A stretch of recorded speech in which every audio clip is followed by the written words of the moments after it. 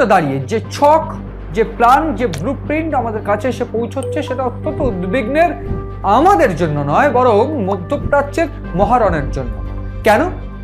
আমরা এর আগে দেখেছি, ঠিক মাস কয়েক আগে যখন ইসরায়েল দোহাতে হামলা করলো হামাসকে হত্যা করার জন্য, হামাসের কমান্ডারকে হত্যা করার জন্য, তড়িঘড়ি সৌদি আরব একটি প্রতিরক্ষা চুক্তি সেরে ফেলে, ইসলামিক ন্যাটো তৈরির কথা বলে এবং প্রতিরক্ষা চুক্তি সেরে ফেলে পাকিস্তানের সঙ্গে। কিন্তু পাকিস্তান নিজেদের নিউট্রাল প্রমাণ করার জন্য ইরান ইসরায়েল সংঘাতে নিজেদেরকে নিউট্রাল প্রমাণ করে কারোর পক্ষ না নিয়ে দাঁড়িয়ে থাকে।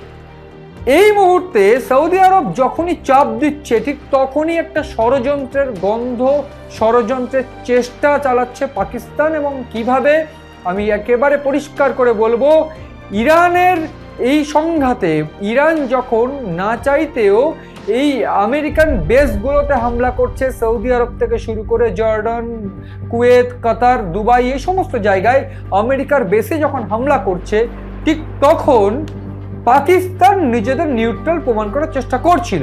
কিন্তু চাপে পড়েই নাকি নিজেদের স্বভাবগত বেঈমানির জন্যই এইবার আমেরিকার পক্ষে নিয়ে বা সৌদি আরবের সঙ্গে গোপন চুক্তি সেরে ফেলে বা বৈঠক সেরে ফেলে আসিম মুনির প্রিন্স সালমানের সঙ্গে বৈঠক করেছেন।